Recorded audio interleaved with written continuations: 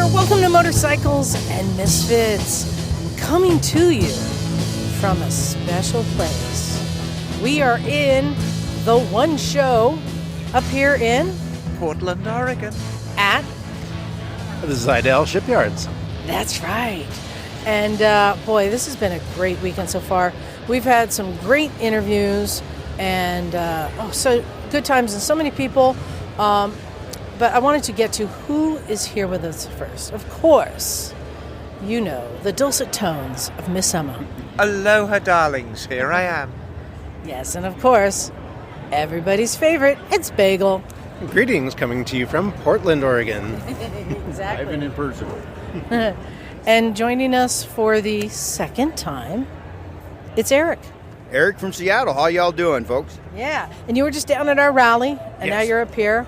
Yeah, me and Kevin here. We're both down there. Yeah, well, we're going to get to that. This is it. Kevin, are you ready? Yeah, I'm ready. Joining us for the first time, it's Kevin. Hello, Kevin from Portland, Oregon, signing in.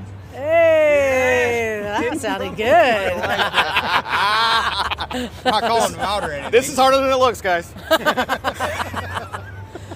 Well, wow, what a great weekend. It's Saturday night here, but some of us have been here. You guys got here earlier than me, but I got here like Thursday afternoon. Yeah, no, I got in probably Thursday lunchtime.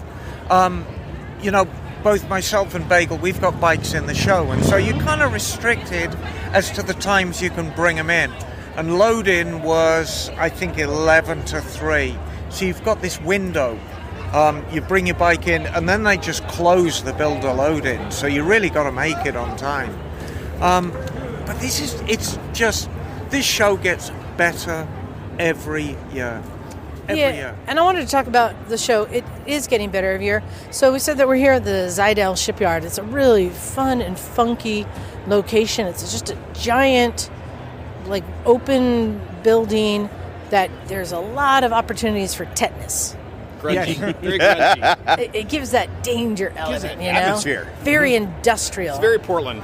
Yeah. It's basically almost like an abandoned shipyard with just chains and things all Bent sheet everywhere. metal. You know, I'm going to let you two locals kind of extend yourself here, because we do have a lot of listeners outside America who don't know what Portland is. And I'm right in assuming Portland is an industrial city. It is, and it's basically the home for the weird. Right. Yeah, That's, Well, that's our keep it slogan. weird. Keep it weird. It's become that, but what I enjoy so much is Portland is one of these great northwestern cities that are built on a river. There's a lot of industry. There's a lot of history here. It's a lot older than I kind of imagined it. You know, there's still a lot of old buildings downtown. It's a lot of new as well. I mean, like everywhere, it's being developed. But it seems it's still kind of in touch with a lot of its history. Do you think that's true? Yes, absolutely. I mean, Portland's all about, it's really about the people. There is so much diversity here in what everyone does and hobbies and just who everyone is, and it's all accepted. It's great. And that's exactly it. The diversity is really represented here. Because not only they have bikes of every kind you can imagine here. From big, full-on, Harley choppers to little mopeds and scooters to vintage bikes, Yes. to brand new bikes. Right. A little bit of everything, but it's not just that.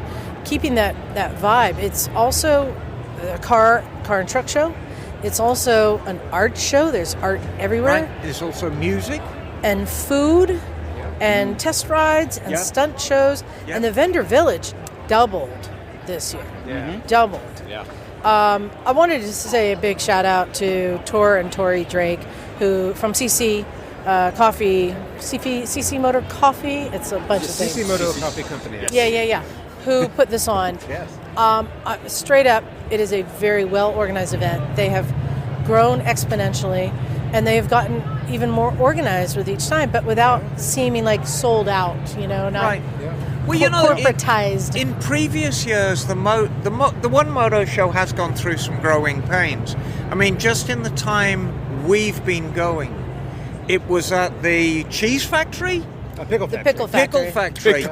The pickle factory, and that was quite the venue. It was And wild. of course, back in winter time, it was cold, it was drafty, it was super industrial, far more so than this, but a lot smaller show. And then I think 4 years ago... This is the third year at this location. Yeah, 4 years ago, it was at the convention... Coliseum. 3 years, Yeah. 3 years ago. Yeah, 2020. It was at the Coliseum. Yep. And then the last 3 years, it's been here. Yep. This is a perfect venue. It really is. And talking about growth, another thing that they have right out here is the stunt show. And they have, like the Icon Stunt Show. There's 2 different stunt teams. You've got the Icon Stunt Show riding like Harleys and sport bikes and doing the wheelies and amazing stuff. And then you got the ramp and the giant inflatable landing pad. And you got the dirt bikes doing these amazing, like 60-foot high. Metal Militia doing jumps. And then you have our favorite, the Cossacks, the drill team. Happy birthday to the Cossacks. 85 years young today. Yes. And then I just stumbled across this today. They've also added a whole nother area with the BMX course that they're doing demos on BMXs. And it's just amazing. I consistently find new things every time I walk through. It is such an eclectic, fun event. It really embraces everything that we love, which is that we love everything. Right. We are not representing any one thing, but we represent everything. So does the show. And in fact, I think our interviews represent that too. We interviewed some bike builders. Yes. We interviewed some car builders. Yes. And we also did an interview where Bagel got to do something fun and new. Bagel, what did you do? I got to melt some metal today. Yeah. I liked it. I want to do more of that. You know what I thought you were going to say, Bagel? What's that? I thought you were going to say, I got to melt a hooker's heart. No, gosh. No, not today. Okay, you do that every day, darling. Oh, I'm out. So let's get to these interviews, and then after the interviews, we're going to come back, and I think we're going to get some, from some feedback from everyone here, like their synopsis and maybe their favorite things. Cool. So let's hear the interviews.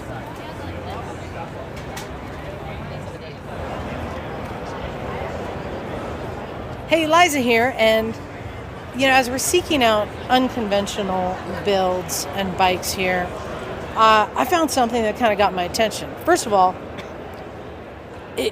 I didn't realize what it was. I think that's the first thing when you come up on a bike and you don't know what it was. You not knowing what things are is quite normal for me, Liza. And it's not because it's a stock bike I'm looking at, but I assumed it was a Grom or a Benelli. It's not.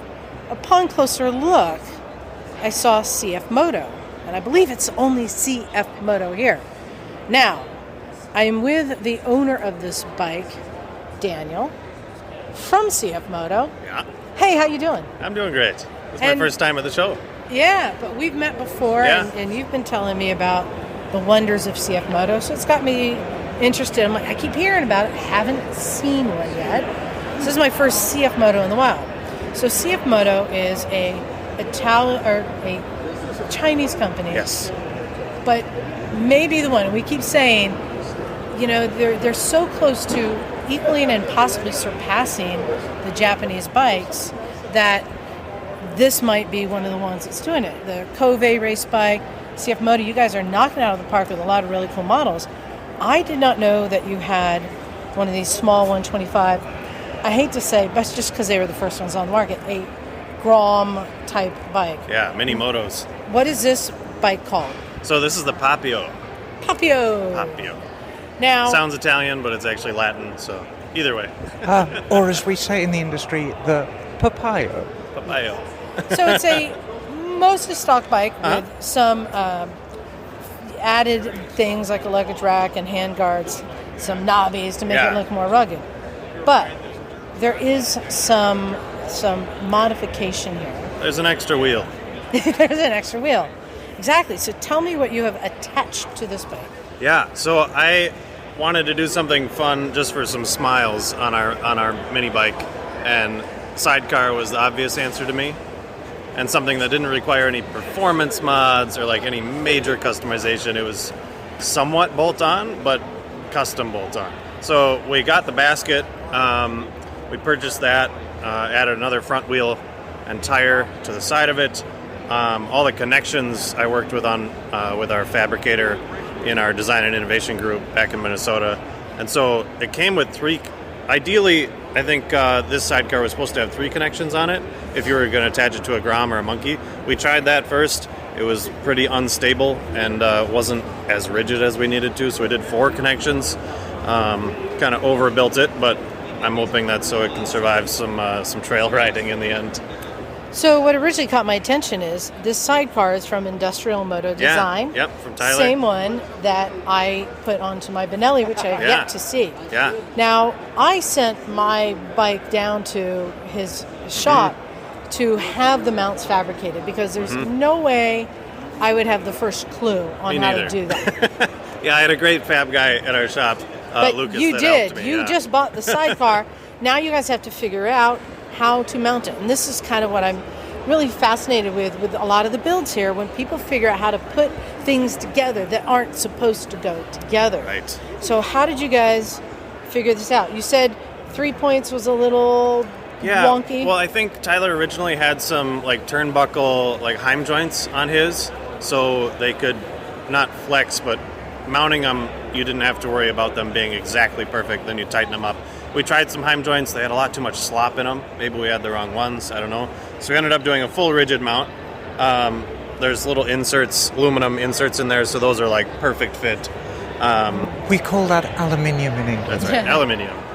And so I actually went pretty old school on it. A friend of mine at CF Moto used to set up sidecars in our service department, and I went to Willie and asked, how do I do that? And he said, well, here's this book.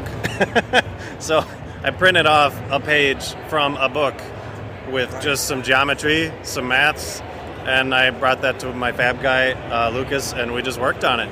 Right. A little bit of trial and error, but for the most part, the math of like where the axle is in relation to the bike's axles, the weight distribution, the toe-in, the camber, all that, we just kind of did from the book, and it worked out. It tracks really nice. Right, and there's a little bit of magic involved in this, because if I remember right, there's a tiny bit of toe-in, and there's a tiny bit of camber out. It's supposed to be out. We ended up doing a degree or so in. Yes. And it still works fine. I think just because of the scale. Right. I was going to say... It doesn't really matter on this scale. When you are putting... Because traditionally in England, sidecars have been family transport. Yeah. So you tend to put a sidecar that's big enough for your wife and children, so it's the size of a car.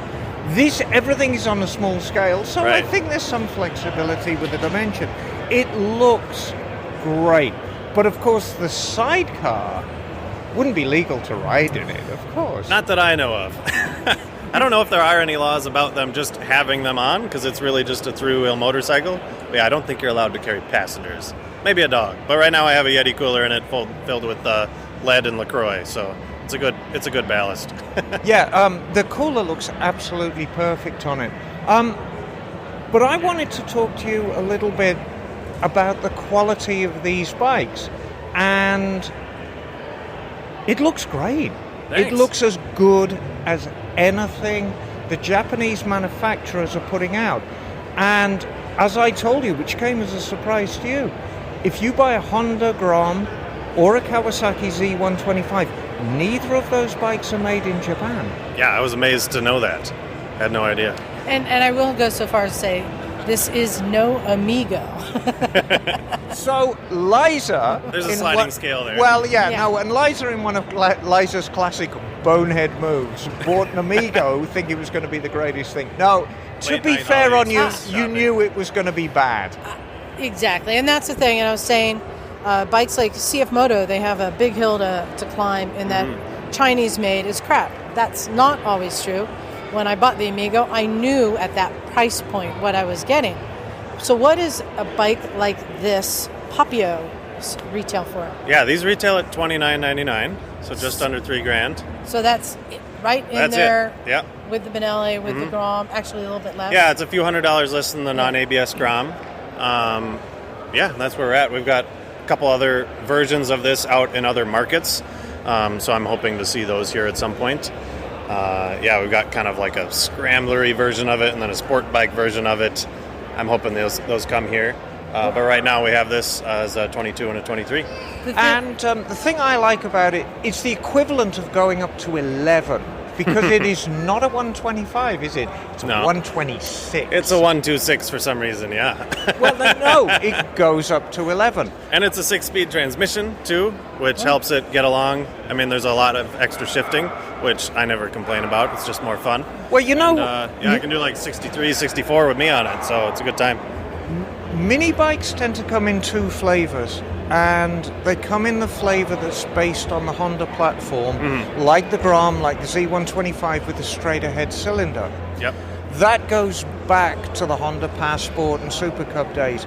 Your engine is based on something else, and it's the Suzuki platform, going back to the GS 125s and the GS 200s.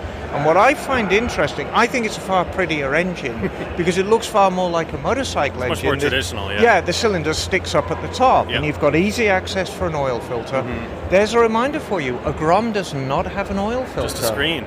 Just a screen.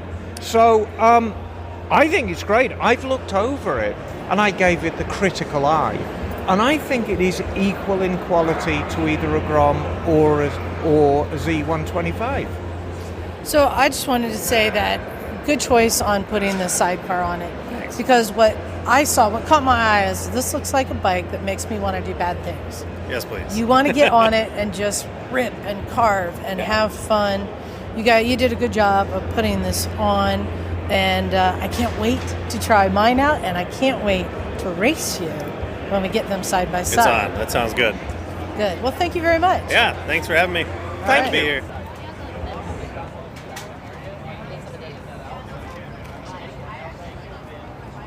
We're here talking to Nathan, who, if you're a regular listener to our podcast, may remember we interviewed Nathan last year. But you've brought something new this year, haven't you? It kind of defies description, so we're going to get into detail. But just give us kind of a brief idea of what we're looking at. Long, low, mean speed machine, I guess. Like that's.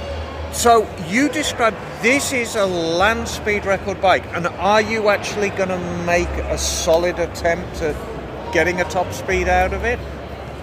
This is kind of in a class of its own, but I know the speeds to beat, and I'm taking all the steps to make sure that even if it does blow up, I'm going really fast. Okay, very good. Well, that's a good place to be. Emma, let's start with, can you describe, just as you walked up on the bike, did you know what it was right away? Well, I knew what the genre was because if you're building land speed bikes long, they have to be very, very long. When you say long, it's not long by motorcycle standards, it's just long. I mean, you're talking something that's 7 feet plus long. It's very, very low. The riding position is prone. And they need power. Now, as good a place as any is to start with an engine. Now, Nathan, you told me this bike's pretty much made up of your leftover stuff. So we'll talk about the engine. That is a Honda 550, is it not? That is right. That's my sweet 75. Okay. And pulled it out of a barn 8 years ago and sped all across the countryside until the cam chain took a swim in the oil pan. Nasty business, and that is the fate that many Honda 4s take. So you put a new cam chain in it. Now there's there's a lot more going into it. Yeah, so tell me what you've done to this engine. So it's been fit for hyper-eutetic pistons and taking the crank into a balancing shop so we can raise the rev limit. I've polished the rods. The transmission I have is in perfect condition, mostly re-gearing it, because originally these things would barely do 105. So I opened up the sprocket cover to take a 19-tooth sprocket. Okay, that'll wake it up. And then Sprocket Specialist will make you anything you want. So we got a 37 for the rear. Okay, so we're going to assume what do you think the rev limit is on this engine?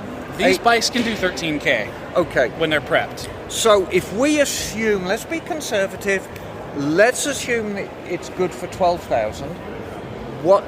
what would that equal to for a theoretical top speed with this gearing? The gearing I have on today will do 151. Okay, That's if the heavens align and I get some, some spiritual hand pushing me down the track. fantastic. But that is not all. So we've talked about the engine. It's got this natty little turbo on it, and I think that might be the smallest turbo I've ever seen. That is the essential eBay turbo. I'm sorry, it's turbo. It's turbo, darling, turbo.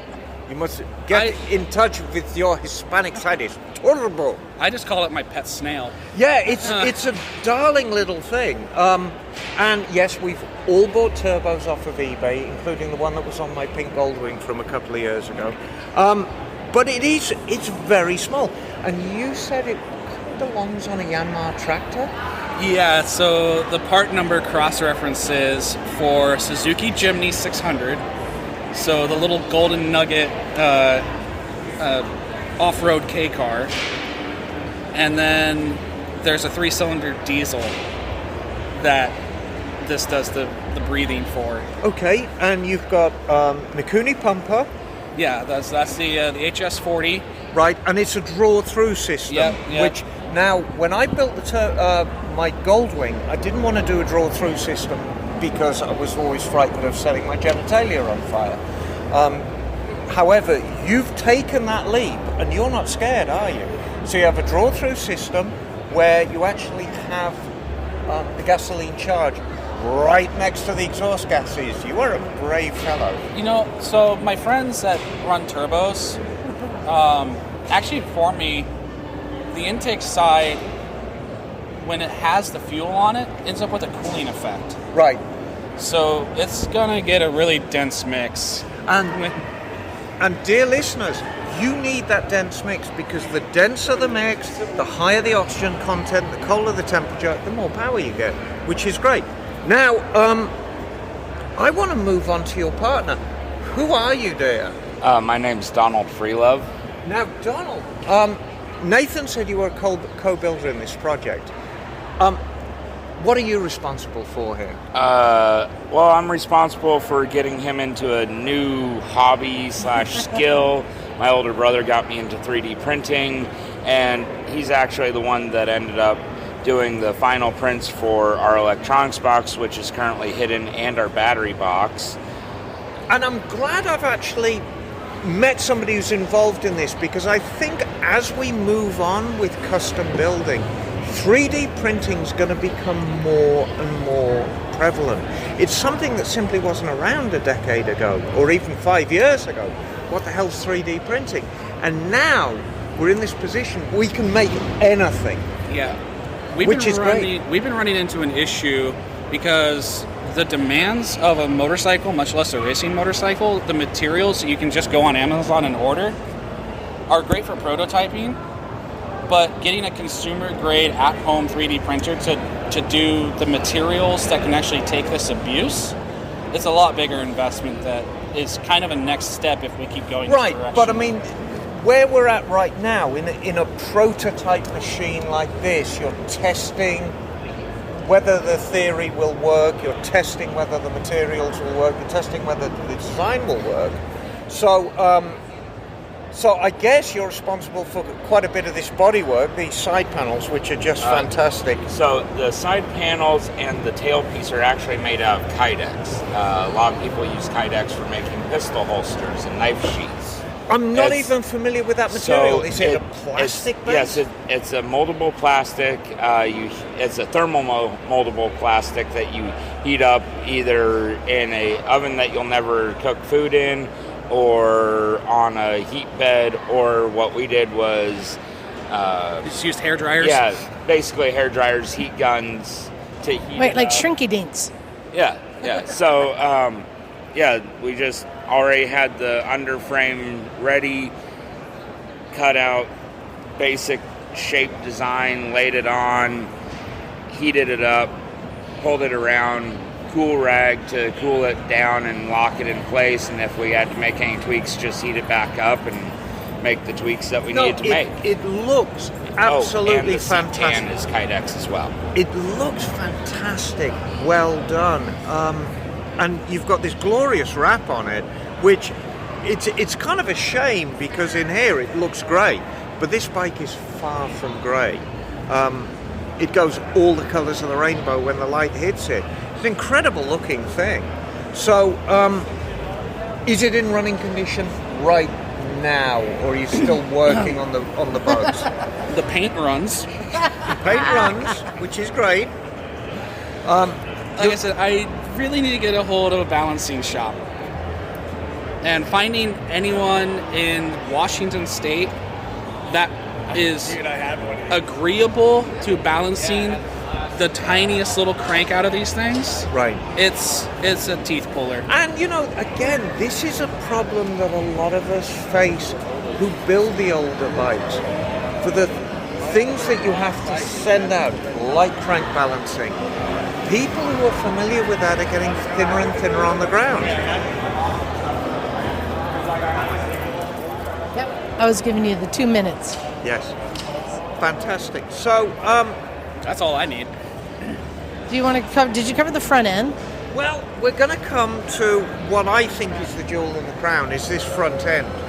So, I'm honestly more proud of my cantilever suspension. well, okay, Yeah, let's talk all right. about the suspension in general, Okay. because we're always mindful of the builder. So, the suspension really is quite extraordinary. We'll start at the front and move rear. What would you say the front is? Leading link, Earls? It's an Earls inspired leading link. Again, just a lot of raw material and spare parts mashed together in a way that gave me the stance I wanted. Right. So you've got conventional triple trees. Those are original to the frame. That was the Yamaha frame. So, okay. And these were even the original chrome bars. So you use the chrome stanchions as a base, but that's where it ends. Now, you have this steel effect that has been welded onto the bottom, which serves as a carrier for the leading arms. Now, you sourced the steel for this, didn't you? Partly. Yeah, I acquired some of the steel through legal means. And We also stubbed his Jeep full of tubing. That was fun. oh yeah. Very good. So, the leading links themselves, what are they? It's box section. Yeah, so what is that? that's heavy wall 1.25" box. The plate is mostly 316. And then we added about 5 horsepower worth of holes. Right. So And how do you cut it? Because 3/16 steel is not something you generally do That- with a hacksaw. I got pretty burned with a plasma cutter. Just all the amperage get through 316. Okay, so plasma cutter, and then you just dress the edges. And Oh make yeah, them- yeah. There's so many hours of grinding put into this bike, figuratively and literally. Yeah. Many people have said you don't have to be the greatest welder, you have to be the greatest grinder. You're clearly quite a talented welder as well, because I'm looking at some of the undressed welds on this, and they look great. And this is something that you've recently explored, getting a TIG welder, isn't it? Yeah. Well, and the funny part is, he's a production welder. Right. That's sometimes mechanics. Okay, and you're a mechanic that's sometimes weld. A perfect combination, I should say. And look at the end product. What are these shocks off? Because they are air shocks, and they're quite substantial. Yeah, because they're for a Chevy getaway van. Okay. And I originally mocked it up with the matching springs from the Dakar rally bike. Yes. But the spring rate for a long travel ATV versus an Earls, it just didn't work out. Okay. So I thought I'd just air ride it. But now these hijackers from the drag strip, they're just shocks. Right. So I'm still on the hunt for a spring, but I was talking to Mordo about the option of just putting a leaf right here and going, I guess that'd be full Monroe, wouldn't it? I think that would be quite cool. So, Ham, I want to share with you something I really appreciate about not just this bike, but builds like this. When you hear the builder challenge themselves, they want to try new tools, new methods, and to basically spend a lot of time on something that somebody walking by may not realize how much time was spent. And that was not necessarily because of the design or craftsmanship or you wanted to challenge yourself and do something hard. And that's what I love seeing in this, because this is part of the growth of a builder. Well, the commonality you're going to see from us this weekend is we want to talk to the builders who are doing things out of the ordinary. Yes. Doing the less formulaic build, thinking outside the box, using more unconventional starting points. I mean, it's difficult to even say what the starting point is for this. I know it was a 650 Yamaha frame, but it's a 550 Honda engine. Yeah, it's mix and matched. It's stretched out. It's all. I didn't cut the neck, but I didn't have to. Right. No, the head angle on this looks great. But now you're very, very proud of your cantilever back end. Yeah. Let's go back there and talk a little bit about it. So, this is quite a long swing arm on this bike. It occupies probably about half the bike's length. 24 inches. That is a long swing arm. It had to be 10% greater than stock. I think we've added a 0 there. I think it is. I think it's easily twice stock length. I mean, before we get into swing arm, I want to talk about these magnificent brackets you've used to mount the rear sets, because of course, like any land speed record bike, it's very much feet behind your butt. Good job on that. I very much like the bracing. Yeah, it's a little bit of ladder work there. That was... I appreciate that you saw that, because it was some effort trying to hold those things in space and weld it at the same time. But inside where you can't see is some serious gusseting. Right, I can imagine. And the swing arm. So you started off, is that 2-inch tube? So that is, again, that's 120 wall. I believe that's 1.5 inches. Okay. And the pivot tube is 1/4 inch walled, 1 inch that we fit bronze bearings into. I was going to ask, so you're using a plain bronze bushing, which is probably very smart from a stability standpoint, but it's completely asymmetric. You've got the shock and the cantilever on the right, and on the left, it looks like you're just carrying the remote reservoir for the shock. And the mandatory chain guard. And the chain guard, of course, which is a legal requirement. It's a fantastic job. What would you say is your proudest part of the bike? You know, this guy. There you go. And that's a great answer, because building a bike, especially a custom bike, is something that should be done between friends. And if you have a friendship where you can both contribute to a bike and you can both make your mark on it and take equal pride in it. What about you? What's your favorite part of the bike? Getting my wife back together and hanging out with this guy. See? How cool is that? So this is your chance. Do you have any plugs, a website you want to give right now? Yeah, so after last year, I chose a better name for the shop. And so Sandstone Speed Shed, there's a couple videos out on YouTube. Say that 3 times fast. Sandstone Speed Shed, yeah, I lost it. Yeah, Sandstone Speed Shed. There we go. 1. That's enough. I'm not doing it again. Good. Well, again, when I see a builder who's challenging themselves, what I also see is somebody who figured things out. And usually when you're building it and you're learning, you're already building the next one in your head using the knowledge you've gained. Yeah, I actually have an extra engine block on the shelf. There we go. So, yeah, we'll look for that next year, I hope. We're already looking forward to next year. Thanks for a great interview. This is just great. I think this is wonderful. It's completely original. It's completely thinking outside the box. I love the thought behind it. I love the friendship between you two, because that's what motorcycling is all about, right?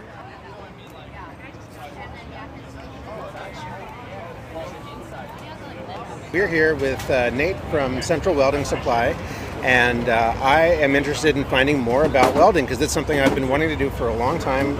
I've tried it, a handful of times, but never really had any lessons that were just other than somebody showing me a few things.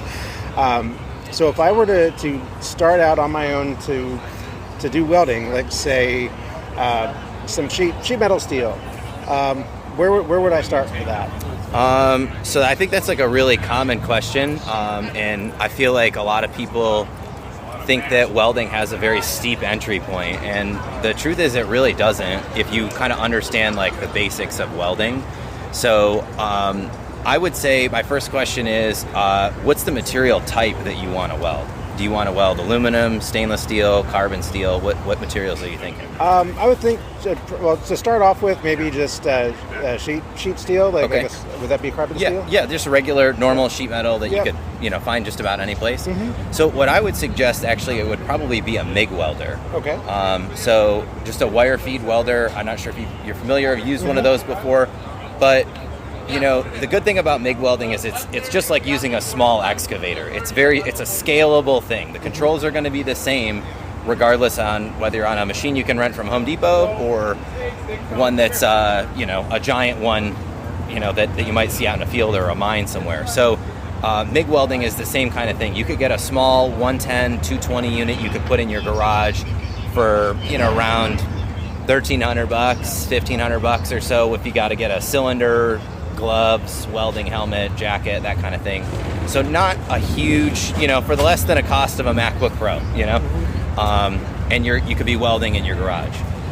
And I just wanted to add, it made so much sense to me when I saw you guys here amongst all the vendors. Like, yeah, welding and motorcycles. Because at the Recycle Garage, one of the things we teach people is just basic welding. It opens up so many doors for simple customization. Yeah. Even if it's welding a little battery box or something, or a light simple like stuff. a little light tab or something. Exactly. And so I love seeing that you guys are here in a place that does customization, because this is one of the biggest doors you can open up to yourself in customization is welding. So yeah, let's get into it. What's it take? Yeah, so like I said, I mean, if you're welding on any sort of thing like a motorcycle, typically, they're going to just be a steel frame. So TIG welding is obviously like a great way to do that. But one of the things with TIG welding is the material needs to be really clean. So if you're customizing a bike and you're not super familiar with all of the different techniques of material prep and things like that. TIG welding is a very clean and dialed process. So if you don't necessarily have all those skills, it might not be, you might not get the results that you're expecting, and I think that kind of might turn you off to welding. So with MIG welding, you have that shielding gas that I had mentioned, and you also have a wire that's kind of capable of welding through a little bit more imperfections than a TIG weld might be. Plus, it's also just point and shoot. Yeah. And like I said before about it being scalable, if this is something that you want to dive down the rabbit hole, maybe you want to get a second career in the welding industry, you're going to be handed something that's not plugged into 220. It could be 3-phase 480. It's still the same controls. It's still the same skill that you learned in your garage on that thin sheet metal, but now it might be a rocket or a tugboat or a barge or something like that. So kind of scalable skills. Yeah. So what kind of unit would you be interested in, Bagel? Oh, well, I was just going to ask with MIG welding, that can be used for aluminum as well as steel. So you can use what's called a spool gun, which is an additional attachment that you can add to do small, thin like gauge material aluminum welding. You would need to get a different type of shielding gas for that, just straight argon versus 75% argon, 25% CO2 for the steel welding. But you can TIG weld aluminum with a machine that welds on AC. So carbon steel, stainless steel, chromoly's all going to be welded on direct current DC. Aluminum is going to be welded on AC. So if I'm looking to do aluminum, I would need a different welding unit. Yeah, we have here in the booth we have a CK MT200. This particular unit's right around $2,000. It runs on 110 or 220. The power is obviously going to be limited on how thick you can weld on 110 power, but you can also stick weld off of this machine, which is really nice. I don't know that I would be stick welding motorcycles together, but hey, if you got the skills, you could definitely do it. But stick welding is also a very, very low cost entry. It's literally positive, negative, stick electrode, no gas. You're just basically creating an arc between the end of the rod and the part that you're trying to melt together, and you're off to the races. But again, not as clean, and I think that hand skill level is pretty high as opposed to MIG welding, but yeah, something you could do on this machine. Okay, interesting. So, can you teach him how to weld? How long does it take to teach somebody how to weld? What I would say is I try to teach people how to weld to a procedure. Okay. I mean, it's like if you try to teach somebody how to bake cookies and you taught them every different way to make cookies, it's like, are you really, you know what I mean? Are you really gaining these like fundamental skills? So if you start with a recipe and you say, okay, you set the machine here, this is the, setting for the gas, this is the condition of the material that it needs to be in, and you control all these variables down, and then the part that you do with your hands, like that's the variable. Okay. So the goal is, I think, to eliminate as many variables as you can, get yourself under the hood and just kind of start making welds and understand the process and how that's working, and then build from those fundamentals. So if you're welding on, just two pieces of metal that are 1/8 of an inch, those two pieces of metal, as long as they're the same material and thickness, like it could be a dumpster, it could be a tab on a motorcycle, it could be a tab on the spaceship. It's as long as the material is the same, the weld does not know what it holds together. How did you know he's building a spaceship? Oh, you thought are that was building a a space. secret. That's great. Yeah, we should. We'll talk after. I'll come help you. An escape pod. Yeah, an escape pod, like in Spaceballs. So, Yes. for somebody who wants to get into welding, Yes. what kind of investment should they look at making for an entry level? So, everybody that I've met, I think that has tried welding, like once you do it, it's kind of hard to get out of. So I personally, this is only my opinion, I think that you should spend a little bit more money than you're planning on to get nice stuff up front. Goes back to what I said about eliminating as many variables as you can. Right. If you go to Harbor Freight and you get the cheapest possible machine that you can, or you get I'm just gonna dip my toe in, that learning curve is so much harder than it is if you just started with some I'm not saying you need to go buy a $10,000 welder, but just getting something that's like comes kitted up, ready to go with the right stuff, name brand stuff, is going to be as helpful as possible. So that way you can keep your machine, or if you decide, hey, I want to upgrade later, your machine has some value that you can sell it and then use that to invest in a better or more powerful machine. Right, yeah, because I have gone to Harbor Freight and seen the welders there, and it was really tempting to just pick something up for like $300 that might do something. You could stick weld for $300. Yeah, I would say. And but that thought had occurred to me that because it's such a cheap product, it's probably not going to have that fine degree of control and predictability in how it works. Yeah. So that I'm going to try to learn, because I'm trying to learn how to do things myself. If I don't know how the tool is going to react to me using it, that's going to make it that much harder for me to learn. Yeah, that's the learning curve you're talking about, right? Exactly. Yeah. It's just like it would be like learning to ride a motorcycle, and every part on it is loose. Right. So you're like, is this steering input that I'm putting in this, or is this like you just right? Exactly. Like the spokes aren't tight and the wheels are wobbling around, and you're trying to figure out how to keep this bike balanced and handle in a curve, right? And that's such a great analogy for welding. I mean, you're literally controlling a molten puddle of whatever material you're melting to within 30 seconds of an inch. Yeah. So having a machine that's going to isolate that arc, make it nice and controlled, and allow your input to be as smooth as possible, I think is that's to your advantage when you're learning. Yeah. The other thing a lot of people don't realize is that there's a lot of community colleges that offer welding classes. Yeah. It's one of the most popular classes at the college near our garage. Yeah. And it's a great way to get in and learn the basic skills before making the big investment. Yeah. I think that any welding education is a great opportunity. Anytime, it's just like I think back to the motorcycle analogy, maybe because we're just at a motorcycle show, it's like there's no substitute for hours or miles. There's none. Mm-hmm. Like, you can read as many books as you want, but until you actually do it, and it's the same way with welding. So anytime that you can get under the hood and spend some time with the arc is just time that you're building your skills and you're figuring things out. So I encourage everybody to take any sort of welding classes or introduction to welding, or if you're at the One Moto show, you can come and weld in our booth. We have live welding in our booth here. Oh, I got to get audio of that.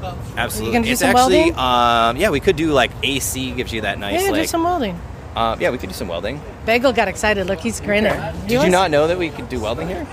Well, yeah. I mean, Let's do some I welding. heard that you were doing it, but I'd be interested. Yeah. Yeah, we could do some welding. Yeah, let's Have do you it. TIG welded aluminum before? I have not. Okay.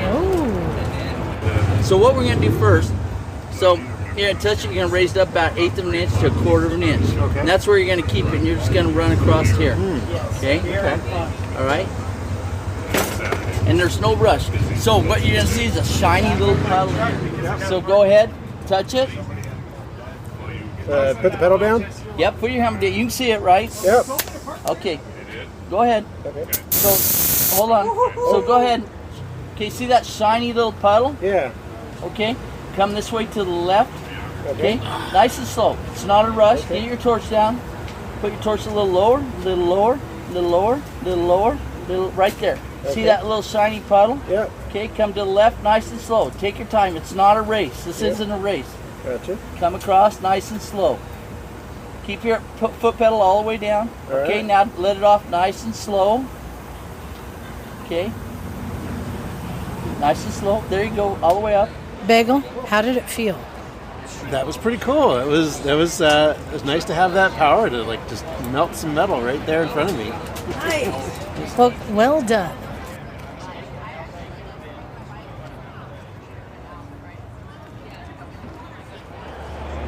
Okay, so here we are. Now look, we're not just here exhibiting at the show. We are actually bringing you, dear listener, good content. And any interesting bike we see, no expense spared. We're tracking down the owner. We're talking to them. And we're going to go into the most minute detail about their bike. So when you're sitting with your grandchildren or your children dandling on your knee, you can just bore them mightily with all the details. Now look, I'm with a gentleman called Pokey. You've come a long way since your days with Gumby, darling. So here you are, and you've built, well, really it defies description. So first off, tell me your full name, darling. Okay, my name is Pokey Parmage. And where are you from? And it is Pokey. It's not a moniker. It's not a. No, this is your name. That's my name. Yes. But you told me it's a Canadian name. Yes, it is. So you're actually Canadian. Nope. You're not. You were born in Montreal. There we go. There we go. Ah. Québécois? But you live in Colorado now. Yes. And gosh, the more I look at this thing, the more I see. So to start with, Pokey, give us a brief description of what we're looking at, and then we're going to go into a lot more detail. Okay, what we're looking at is a bike that I created because I wanted desperately to own a antique BMW motorcycle, but I could not afford one. So what I did was, over the years as a BMW mechanic, I have collected up parts that were very worn out, and quite a bit of it thrown away. And I've done because I'm also a machinist and a welder, I was able to revive a lot of the parts to create this. Now, the engine and transmission, the engine itself I got as a block, and it was from a 1967 R60 BMW. And the crankshaft was absolute garbage. It was knocking around. So I pulled the crank, I rebuilt the crank, and went out from there. Okay, so we could argue that the engine is the largest part of it. Let's move to the frame. Now, back in the 1920s and 1930s, BMWs had what's called a flat tank. Yes, that's and the correct. frame sat on top of the Sat tank. inside it. Yes. Now, you've kind of duplicated that, but with your own theme. Yes. So, did you make the frame on I this? did. From scratch, did you use any kind of base point, or did you entirely start from scratch? I had 3 photographs to work from, and that was all.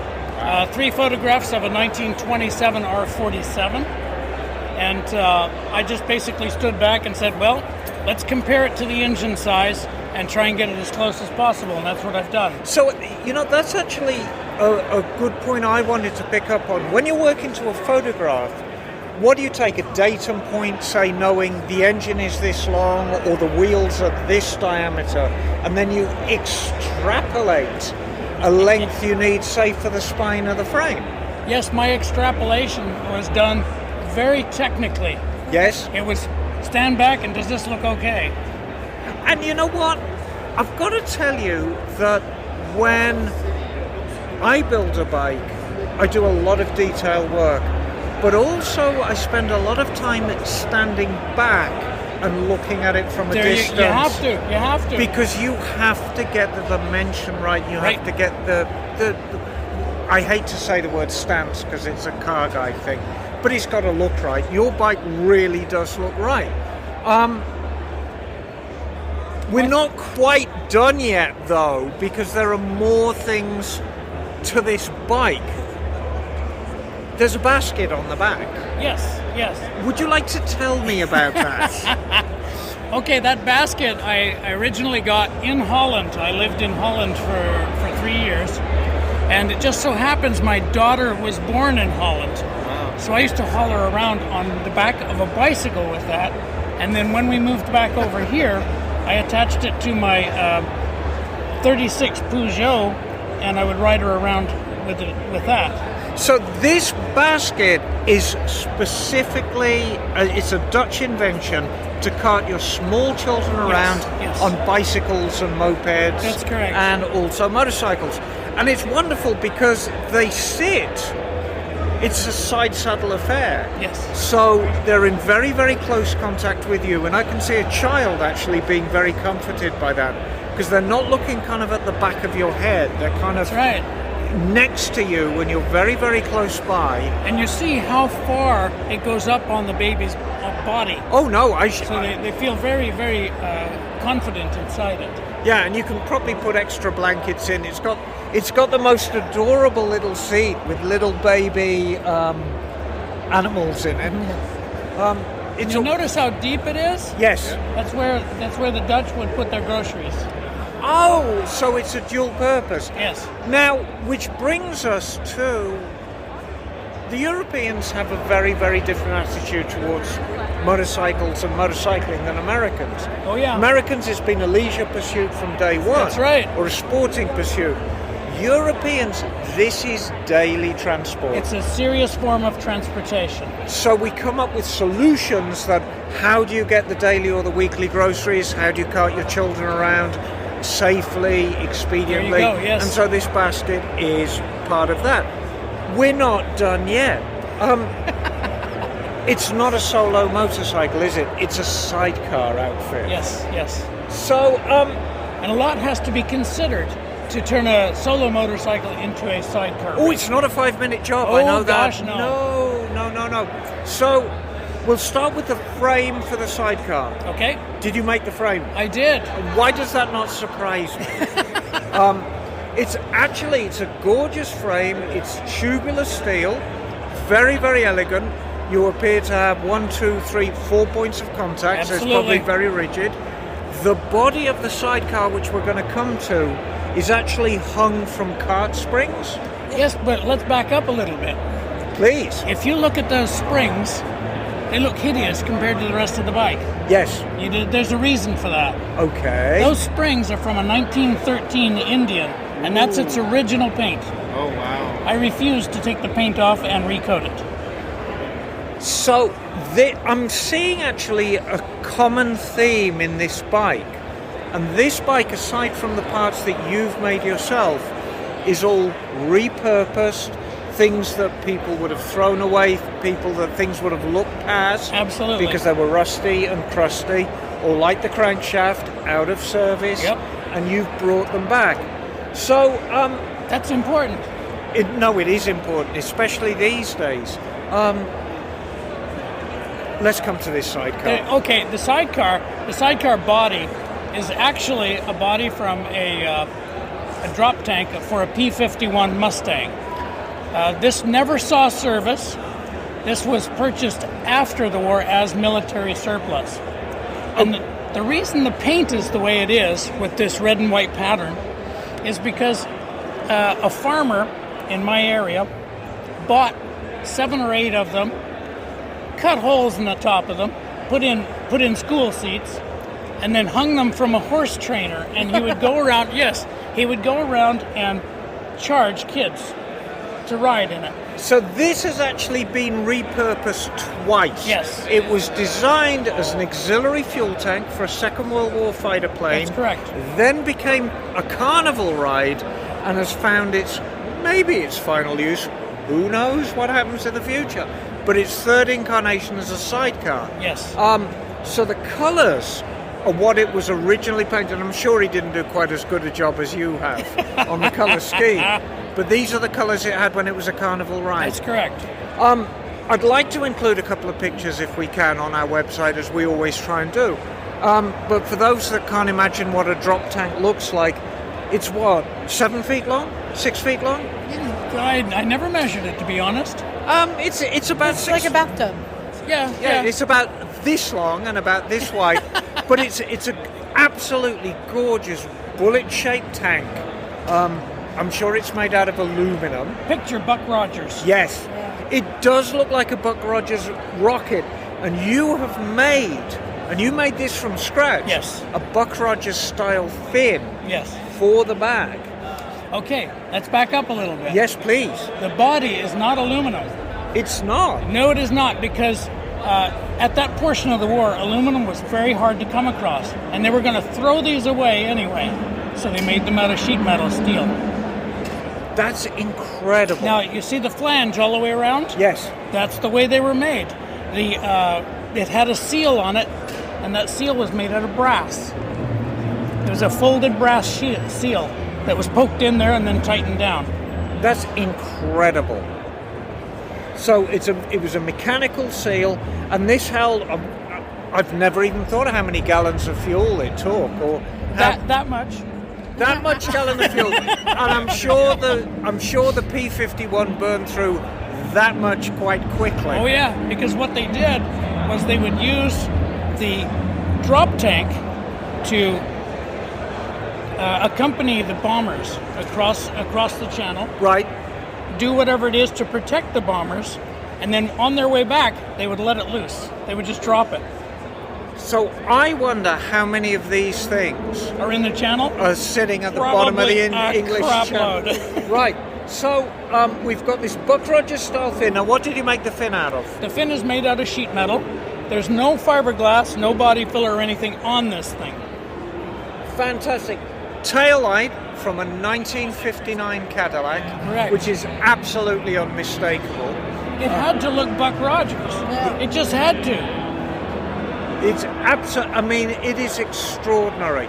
How long have you owned this bike? I can't rightly answer that.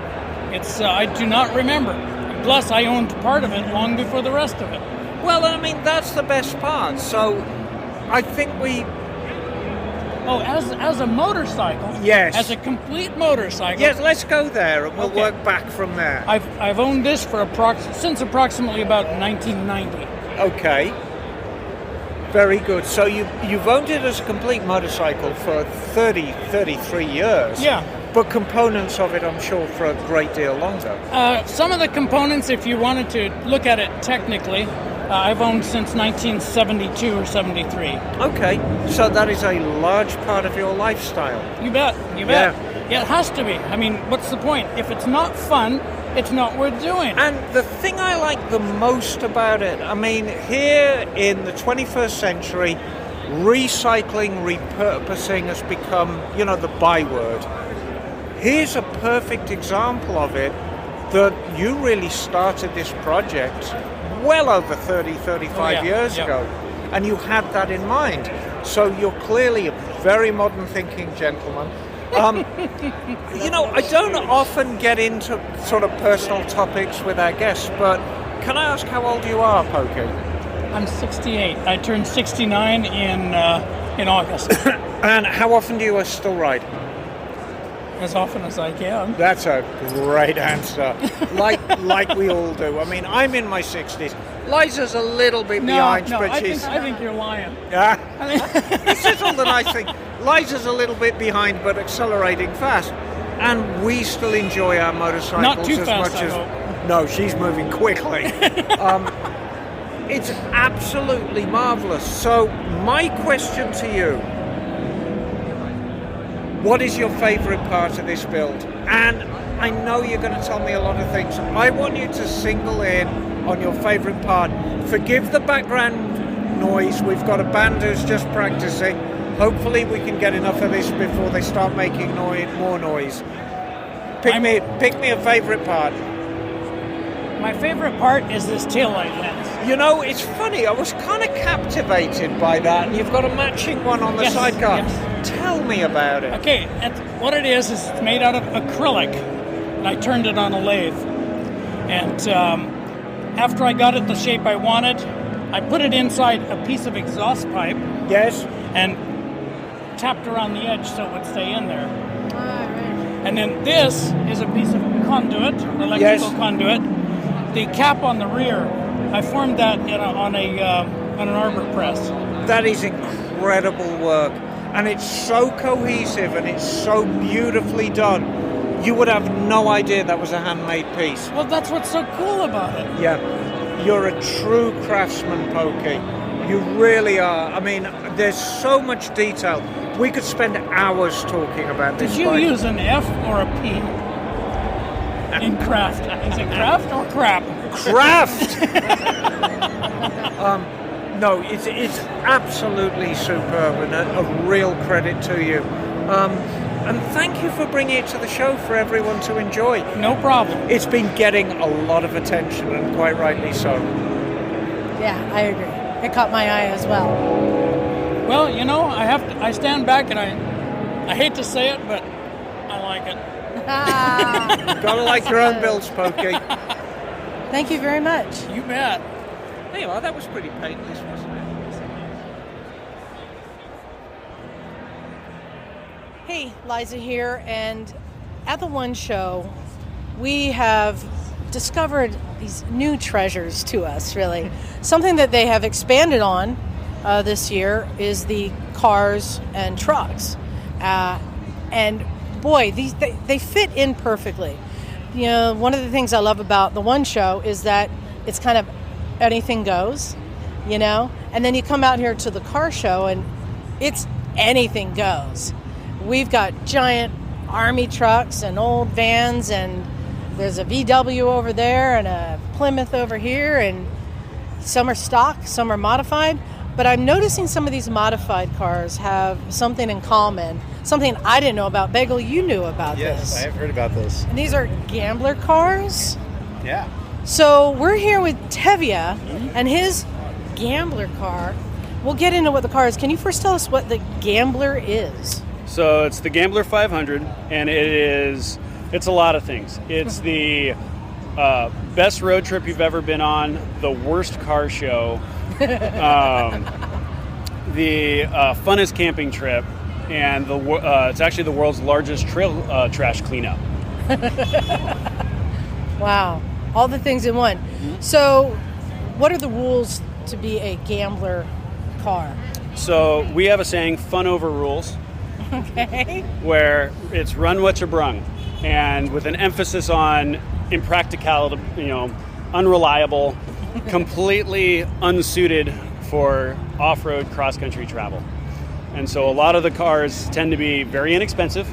There is no dollar limit for it, but it's very much encouraged to find, those old forgotten cars that are sitting behind a barn somewhere, fix it up enough that it can last 500 miles over a weekend.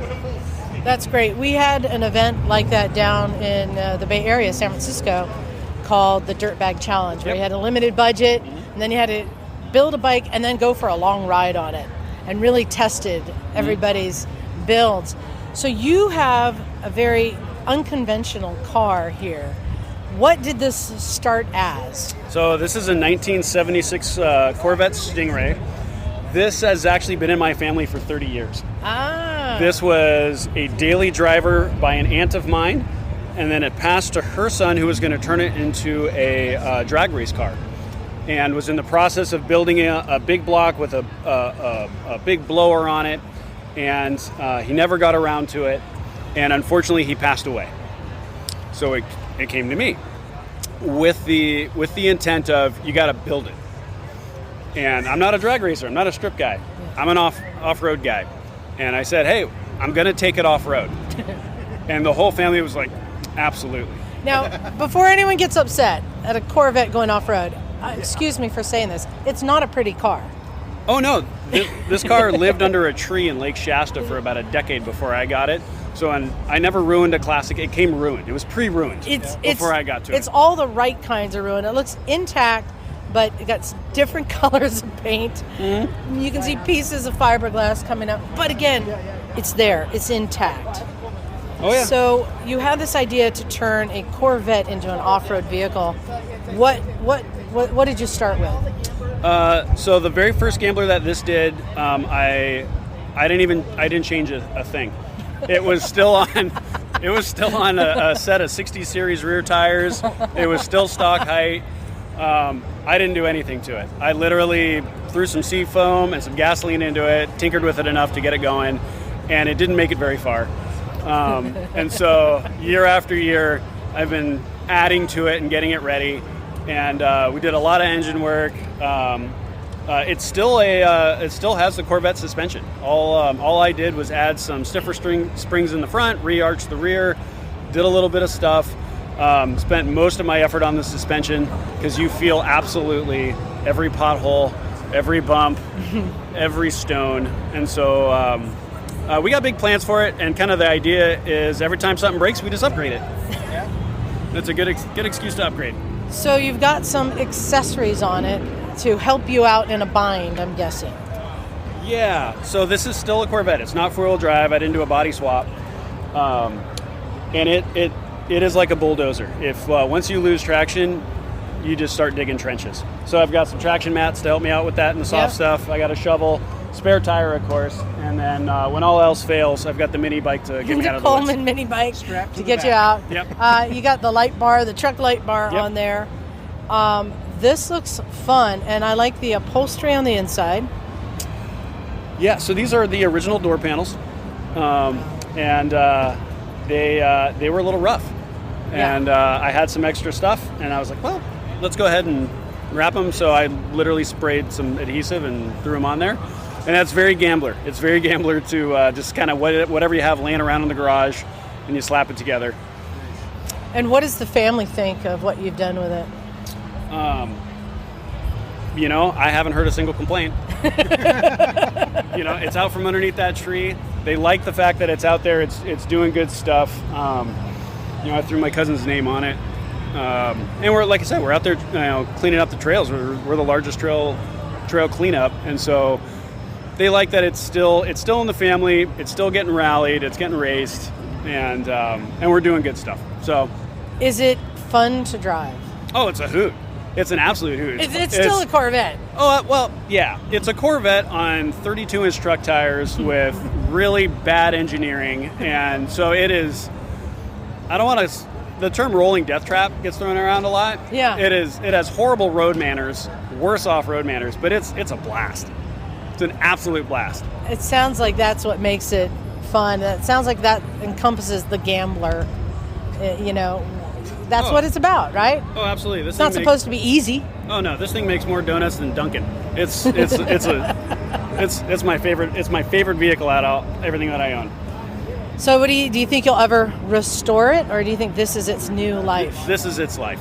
And maybe you'll keep building this up to be a better off-road Corvette. Oh yeah, we got some designs for some A-arms to try to get it up. I jumped it once. What? Yeah, I did. I took it. There's a race series called Hoopty Cross where it's $20. You can take whatever car you want on an off-road autocross track, and I raced it, and I jumped it, and I bent every pan under the body. I broke a handful of lines. It was an absolute disaster, but I want to do it again. And so we've done some modifications. We're going to see what we can't do to make it so it survives, and then that way it'll race again. Well, I have one last question for you. Bagel here found out that they've added a new category. Yes, there's now a mini bike. Mini bike enduros? Yeah. And that's right. Tell us about this. What advice would you give him if he were to enter for the first time? Go to the bathroom before. That's always a good idea. Yeah, just get it all out before you get it. Yeah. We do 100-mile mini bike enduros. You can either solo it and try to do an iron butt. I did that one year. I lasted 50 miles and then couldn't sit down for like 2 or 3 days. Or you can do it in a relay team, and they are a blast. They are an absolute blast. I'm very tempted. Yeah, very there's tempted. 2 or 3 here in Oregon, and there's one up in Washington. Now I understand that these have to be pull start engines. Is that correct? That is correct. Pull start only, no gears. No gears. And those are the only restrictions? Yep. Any engine size, any bike size? Oh yeah. There's one down there. It's got a 420 in it. How do you pull start a 420? You usually only do it once before your shoulder blows out. Yeah, I know. You get a team and a rope. Yeah. Well, and I don't know. I didn't look it up, so I don't know. But where does somebody go to find out more about the Gambler? Is there a website? There is a website, thegambler500.com. Okay. A lot of it is on Facebook, Gambler 500 Rally, and that's where it's very crowdsourced, and there's little pop-up gamblers that come up constantly. Somebody will say, "Hey, we're we're rallying through the Capitol Forest," and 20, 30 cars show up. And then there's big standing events like the OG down here in Oregon. We've got the Sasquatch Run through the Olympics up in Washington. There's a bunch of folks in Tennessee right now doing a Gambler. So the calendar fills up real quick. Wow. Well, thank you very much for that interview. Absolutely. Thanks a lot. It gives me a little more insight into the mental state somebody has to be to do this, which is our kind. It's like, fuck it, it's fun. Oh, yeah. Let's go. Well, and that's it. There tends to be 2 kinds of gamblers. There's like myself and like the big hearse over there. That's my friend Jason's. Where they'll survive, and so you just keep building. And then it survives another one. You just build on top of that, and so we end up getting these cars for. I mean, I've had this for 5-6 years now. And other folks, no, they go buy the cheapest possible thing they can. They put a budget of like $1,000 for everything, and then when it's done, they literally just like leave the title, like push it into the junkyard, and just buy another one next year. And so there's two very different gambler groups, and I've had the throwaway cars. This just happens to be the one that just keeps surviving. Yeah. Wow. Well, thank you very much for Absolutely. your time. I appreciate it. Hey, no worries. All right, so we are here with Kenny at the One Show looking at his Gambler car. Kenny, tell us what you have. So I have a 2001 Toyota MR2, heavily modified. It's got a Highlander 3.3 V6 block with Camry 3-liter heads. It's a pretty high compression, high torquey engine that we've completely modified with Camry axles and drive width in the rear, and we've made it ready to jumps and go in the dirt. Wow. And was all of that like plug and play, or was there a lot of engineering you need to do to make that all fit? One or two off. Yeah. No, I think only one person has done one like this before, wow. but and I actually got a lot of advice from him when I did this. But everything's custom made. All the motor mounts. We had a wiring harness sent in. Doug Copeland from Wire Gap made a completely custom harness for me, and yeah. So it got a little loud down there, so we've moved up here, up next to Tevia's car, your buddies. Yep. But you were talking, Bagel, about the suspension. I was noticing that the suspension on the MR2 is sitting very, very high. Can you tell us about what you've done to it? Yeah, much higher than a stock Toyota MR2. So I went to a junkyard, and I had my measurements of where I wanted it to be, and I went out and started measuring different struts and different heights and spring ratios and weight distribution as far as engine to rear suspension, and I found a good combo I liked. The rear, I have a Camry wagon struts in my rear with some Chevy Camry. That's your off-road Toyota Camry wagon rear struts. And then I added some Silverado overload springs to make up for the extra weight of the V6 that I have in there. Yeah. In the front, I actually have Nissan Sentra springs because a Sentra with no engine in it is it puts the springs really high. Right. And so I have no engine in the front, so that extra spring rate just made it perfect. Oh. Yeah. So may I ask the question, the biggest question I have? Okay. Why? Why not? Okay. Fair enough. I wasn't driving the car. I had actually, it's people do think I'm crazy because it was a perfectly good 2001 Toyota MR2 before I started cutting it up. And, I just didn't drive it anymore, and I wanted to have fun with it. I didn't want to sell it. I wanted to keep it. It was, had memories for it with it, and now it's like my favorite thing in the world. Yeah. That's awesome. And it looks like you've done a lot of structural work to reinforce it. You've got Yeah, we have a whole rear subframe that we built custom. We have to do that for the front now. We're gonna try to race it in the Mint 400 next year. Oh wow! They opened a gambler class for us. Really? Yes. Wow. Yeah. Holy cow. So we have to do some more safety work to it, and then it's the goal. Wow. And then the paint job on there. Yeah. That I love that it's painted in Gulf livery. Gulf GT40 is one of my favorite cars of all time, and it's kind of got that race car look in the front of the MR2, so it fits. Yeah, well, and see the Porsche. I don't remember what Porsche. They also had a Le Mans Porsche that had that livery. Yeah. Yep. Exactly. And that's one of my favorites. Yep. And you even cut a scoop in the hood. Yep. To go down where the radiators are. That's well, in functional, I had to I used to have front mount radiators, and I had to build that whole for better airflow. Yeah. But it makes it look that much more like a Gulf race car. Yeah. So how capable is it now? Well, in dirt track racing, it's gotten a couple first place trophies. Okay. It's pretty fast. It's had some accidents. I noticed on the driver's side door, it looks like it got crushed in on the side panel. Yeah, that's actually from a pylon from the Hoonigan lot. We did a Hoonigan special down in Southern California, and that was in their lot, jumping off ramps, and the pylon hit the side. But my buddy has took it on a track. He's rolled it. Yeah. That's when we built the roll cage and everything else after that. Because this is a convertible. Yep. Yeah, it's been rolled. Yeah, I was going to say, it looks like there's a lot of bends around the windshield. Yes, absolutely. Yeah, I had a tow truck with a boom just pulling that windshield out when I got that new windshield in there. So, can I ask you approximately how much you've invested in it? Because there's race components in it. Oh man, not there much. There are some. Not you much got the money, steering column. So the steering, that was actually a gift from my lovely girlfriend. Okay, yeah. nice. That is the most expensive part on the vehicle. Other than that, I've tried to source everything from junkyards, and I work at a wrecking yard. Tow yard. Advantage. Tow yard, wrecking yard, same thing. So if anyone's missing some parts off of their vehicles, it might be here. Absolutely not. But anyways, yeah, that's my car. Yeah, but it's great to have that resource available to just find whatever you might need. And if you're building something just out of your own mind, like you literally have everything at your disposal there. Yep, that's how I started. I experimented with this engine. I didn't know if it would work. Yeah. And I just used the stuff that we had left over in the shop. Wow, that's really cool. So what will be your next big modification? Well, as far as getting it safety ready for the Mint 400. I'm going to rip out that whole roll cage, and it's going to get a certified roll cage, fireproofing, all the things I need to do. Wow. Yep.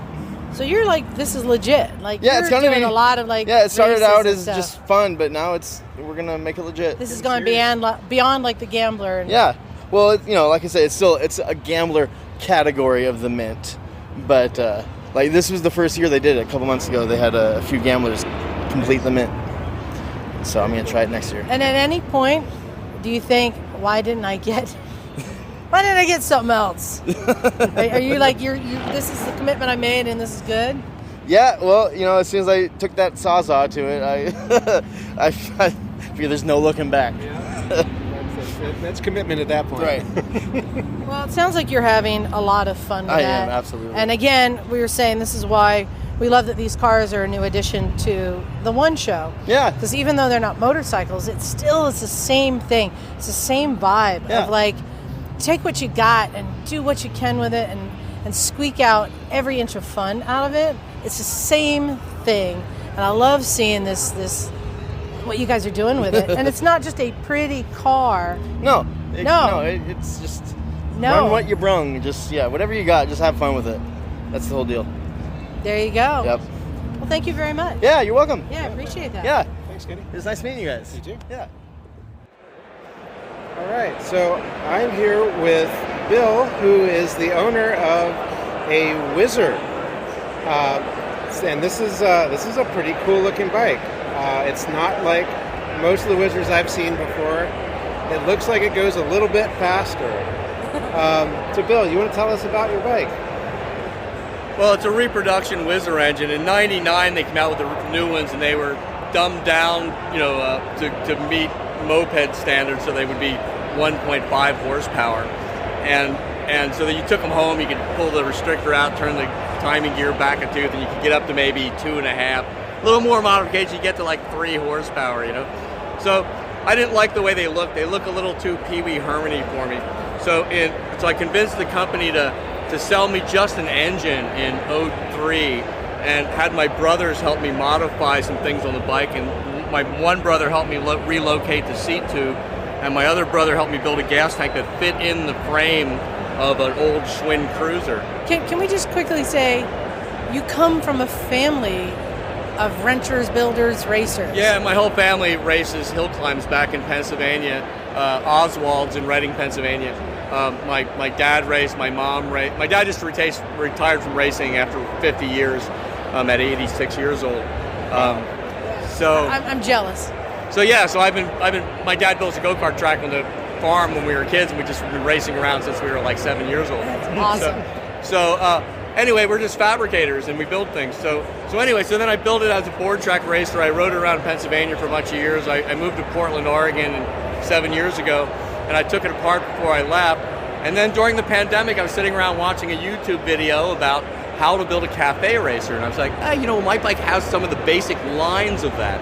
And so then I just started looking at parts that I could get off the line and and I just started finding things. So then I noticed my engine was a little bad, and I was about to go electric, and I realized how expensive electric stuff was. And then I found I'm not really good with computers, and I said, oh look, I can still get a Whizzer engine for $400. Well, the guy over there in Taiwan sent me these engines, and it didn't even run when I got it. I took it completely apart, did a big bore kit on it, big valves. So it used to be like 3.5 horsepower. It's now like 8 horsepower. Whoa. Yeah. And it goes close to 50 mile an hour. Wow. I still have a coaster brake, so I have a big 90 millimeter Sturmey Archer drum on the front to stop it. The Sportster tank, by the way, like I keep telling people, look around the show and you'll see that this actually fits on here better than it fits on a Sportster. Yeah, because this is not your normal Whizzer tank, which is usually a little small. Yeah, it doesn't have a little peanut tank. I actually am running a 2.5 gallon Sportster tank because it looked like, the look I was going for was like 1920s or 30s Isle of Man TT or early cafe racer look was English cafe. It rains there, so you got to have fenders. So like modern cafe racers are all stripped down, but this is more of a vintage cafe look. Yeah. And it to the naked eye, it looks like a bicycle frame with a motor thrown in. But it isn't. This is a Whizzer frame, right? It is a bicycle. I started with a Schwinn frame. You did. So I started with a Schwinn frame. My brother welded. I got okay. Whizzer engine mounts. My brother welded them on for me, and so I actually started with a Schwinn frame. Even the seat.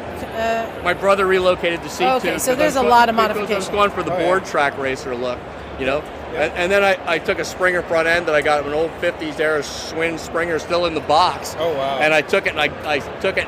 It was chrome. I had it sandblasted so I could get the chrome off of it, so I could paint it black so it would look like an old front end. Nice. And you even have the Clubman bars. Clubman bars, the vintage Whizzer levers and stuff really add to the whole thing was to try and make something that didn't look like I made it 3 years ago to something that looks like it's 50 years old. Like there's no zip ties anywhere for the most part. I tried to really make it, and anything that was metal that I could sand off and make look metal, I tried to. So it looks old. And there's a very very small windscreen on there that looks very much like a scooter fly screen from a Vespa. It's off of an old Vespa. When I moved here from Pennsylvania, I had a Dem Smiley that I picked up at a yard sale, but I just don't like the sound of two-strokes. Sorry, two-stroke folks, but I just like four-strokes, and so I traded him this whole moped for a bunch of moped parts, and one of them was that fairing, which I really like. Wow, cool. Now, did you do some work to the engine the engine? I took the whole bottom end apart and redid all the bearings. Mm-hmm. The flywheel has been modified so that the timings used to be 14. It's now set at 28 degrees. Oh wow. The cylinder is an aftermarket cylinder that Ralph Westman was making.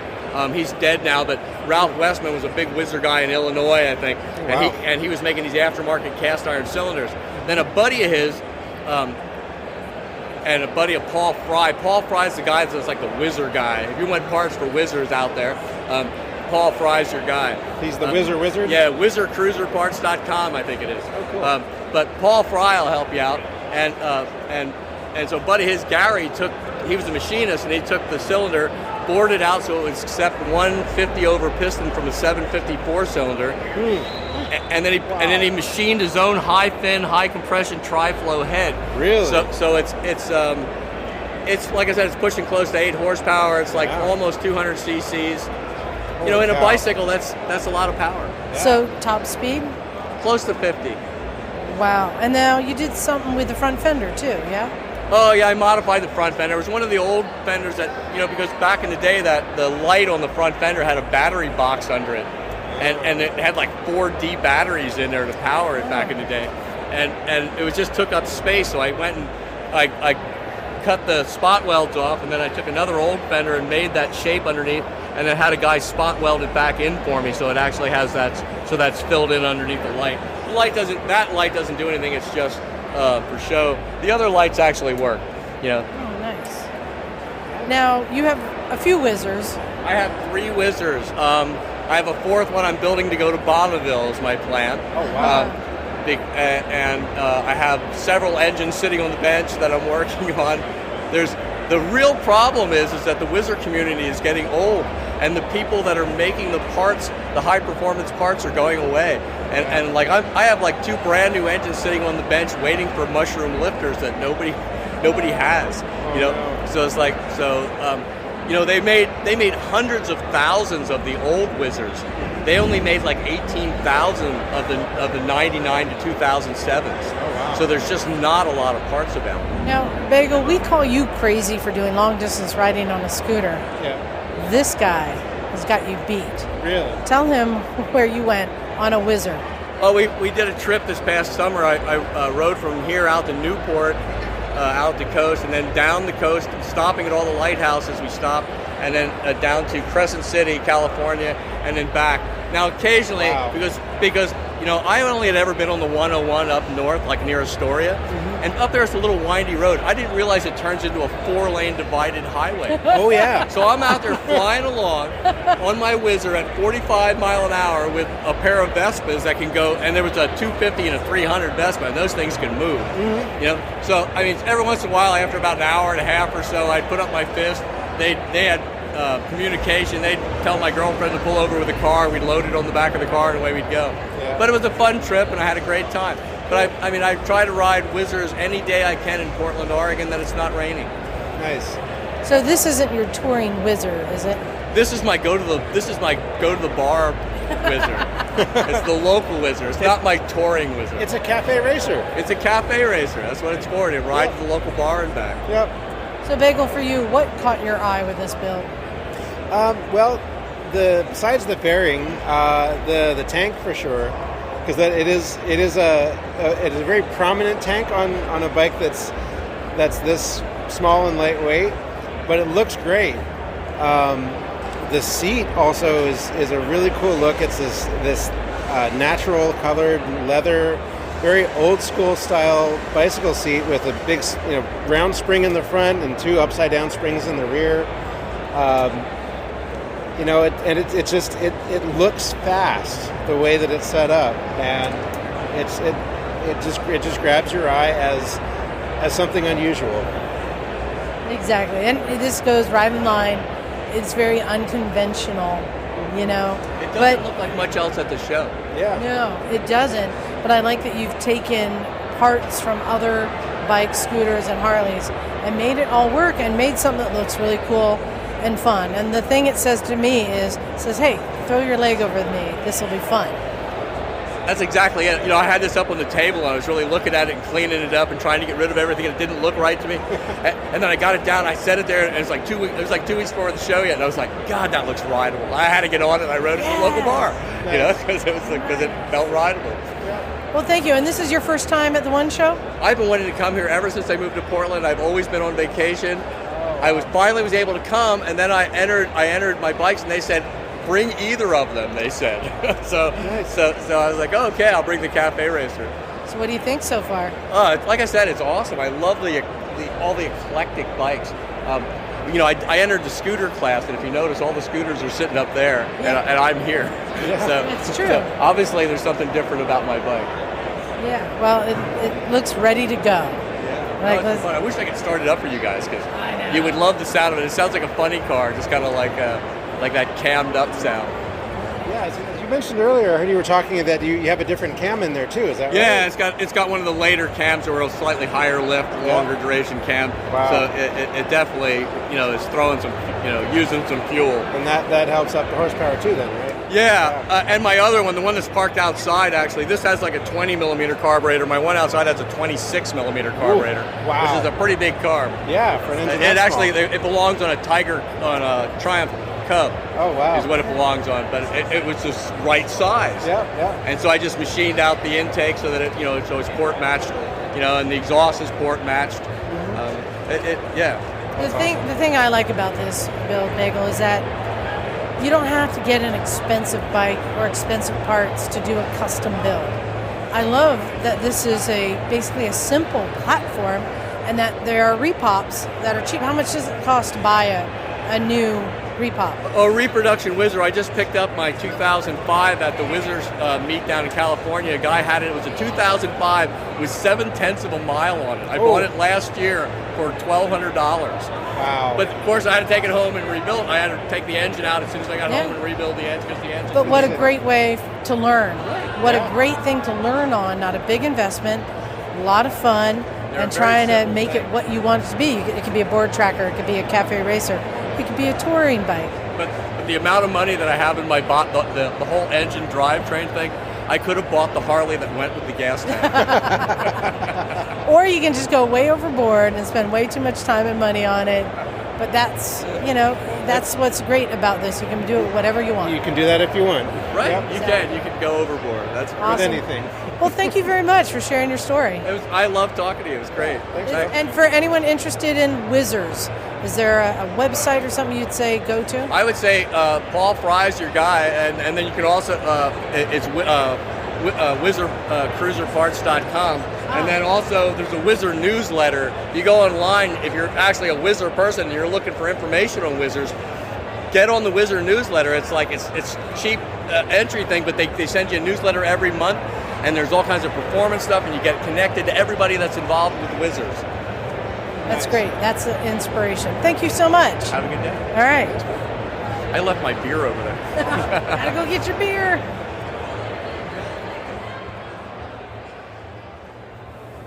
Well, isn't that cool? There's just so much to discover here. And I think those interviews show perfectly that you have to really pay attention to what you're looking at to find these stories, because everything has a story behind it. And I want to point out, you're not going to get this content anywhere else. No. You're simply not. It's the people who are at the show, it's us, the Misfits. We're part of this freak show. It's just the greatest. Yeah. Well, let's get a little bit to that. You guys came here to load in your bikes. Kevin has a bike here as well. And I got here early because I have to find where we're going to set up the lounge. Right. And that is something that we have started doing here. And the Gorilla Lounge, or as we say in the industry, the Longu. Yeah, yes. No one says that but you. And I want to give a shout out to Phil Clevemoto because when we go to, somebody's leaving. Yeah, It's a motorcycle show, folks. Yeah, exactly. I know. When we go to Vintage Days, Phil's been going so long, he's dialed it in. Right. He makes it fun and comfortable for us, and he's got it set up. And I feel like we've spent the last few years really learning the show, and I think this year we dialed it in. Kevin, would you say we nailed it this time? Oh yeah, 100%. Well, I like how it's hidden. You know, you got to kind of find it. Yeah, so what we did is we just come and again, this is it's not a working building, but it's still, they left everything behind. So there's a lot of just nooks and corners with scraps and machinery and Dust. generators A and lot of dust. anchors and just things. And we just look for an unused space. And we happen to find one behind the fence with some art hanging on it. We found we call it our hidey hole. And we took over this alcove and set up our chairs. We put out the night bananas, some waters, some candy. Yep. And the lounge is open. And what'd you think, Eric? Oh, I love it. It's a nice little respite when you get tired. Well, not get tired. You're walking around a lot. You know, I've had 8 laps, and I still was finding new bikes. So you get a little exhausted looking at these. You do. Oh, yeah. And so it's a nice little place to relax, just chill for a second, have some nice conversations, and it's great. And of course, me and Liza aren't as young as we used to be. So, we have had a steady stream of visitors to the Longu all weekend. And they'll see the banner, and then they kind of, oh, there's people in there, and they'll stick their, hey, this is, and it's been just great. Yeah, it has. We've had a lot of visitors. Shout out to everyone who came by and said hi, got a banana. There's one guy who I saw wearing a Motorcycles and Misfits shirt, went by and never found us. I sent Kevin out to try and find him. I tried. I know, So sorry, whoever you are. I looked for you for a while. We were trying to get your attention. But we got it dialed in. We had a place to sit, relax, but still watch everybody go by to feel the vibe and the energy here, which is something I love. The thing I'm proudest of about our participation in this show, it's one thing going to a show, and it's very, very easy for us to get press credentials for this every year, as you did, Liza, because first and foremost, Motorcycles and Misfits, we are legitimate journalists. But the last few years, we've really tried to be part of the show. We've had bikes exhibited in the show. Yeah. This is year 3 for me with 3 different bikes. Bagel's got a bike in. We've had artists display at the show. We've worked at the show in the past. We've become, this is our northern home from home. Yeah, exactly. And then we have people like, Kevin and Eric who've been here all weekend hanging out with us. The Misfits family is extended, So I want to see what are some of the highlights for you. All right, I'm going to start with you, Kevin. Okay. What was your highlight of the weekend? The highlight of the weekend, well, like every year, I enjoy basically talking to the other builders. Being a builder myself and a restoration, it's great when someone walks up on your bike and you kind of just start that conversation. You can explain that, and it's great to do the same thing with everybody else, when the builders are around, and just to share that knowledge and that excitement about motorcycles. Yeah. How about you, Bagel, other than the welding? Yes, the welding was definitely a highlight. But man, it's really hard to decide because just being able to see so many bikes in one place and all of the different ideas that people come up with and the creativity that goes into them, it's so just awesome to see that. It makes such an impression that that there's so much that can be done. It really inspires you to do more, and I'm hoping to carry that with me and work on some more stuff here pretty soon. Yeah. How about you, Emma?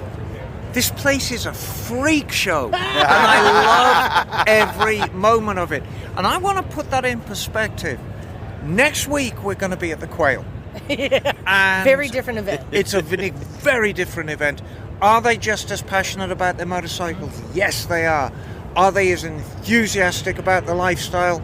Yes, they are. But it's a very different crowd. Everyone's a lot more preppy. Everyone's a lot more well-behaved. There's a lot more financial clout there. It's a very different event, and I just love that these two events are so close together and yet so far apart on the spectrum. Yeah. How about you, Eric? What's a highlight? It's hard to pin it down. The bikes are just incredible. But I love how you can approach these builders and just have real conversations with these people who are just doing amazing work. Yeah. I was talking to the guy that was build the RAS there. Those are just incredible looking bikes. And he's just down to earth and just approachable, loves showing off his work. But that's just one builder, and I had many conversations. That's the one with 2 shift levers and 2 brake pedals? The RAF? Well, it's the one with that parallel arm and the visible gas tank. Yeah. He's got rear sets and forward sets, pegs, and they both have controls. They're just linked. I didn't even know. Yeah. I was looking at the gas tank and the airbox and all that, and just how beautifully machined it is. It is incredible. But, as diverse as the bikes are, and it's represented in our builds, Kevin has done the most glorious restoration on the CB450. I've helped you along the way with the Ask Miss Emma Page, and it's just the most drop-dead gorgeous stock restoration. Bagel has brought the Heinkel Pearl. That is something else. Just the most cute as a button little moped. But in all the bikes here, in all the diversity of the bikes here, there is only one. Muscle Cafe. I built it. That's right. Should we explain that? Well, no, I think from this point forward, if you build a cafe bike and put big old tiller bars on it, it's a muscle cafe. We have coined and don't try this and pull term. that shit with a 400, because you ain't going to pull it off. You need some CC to back that up, mister. We've coined this term because you realize there are a lot of kind of crossover bikes, and bikes like Emma's. It's cafe styling, but on a powerful bike, and that's a muscle cafe. We're hoping that spreads. I'll tell you 2 of my favorite moments. One of them was right before we went out for dinner. I was walking out with Bagel to the car, and we're all sitting in the lounge. We're like, well, we're going to get up, we're going to go out to dinner, and we're just walking through the crowd. And I get hit with this wave of the smell and the sounds and the energy and the sights, and I just had this fulfilled moment of like, this is my happy place.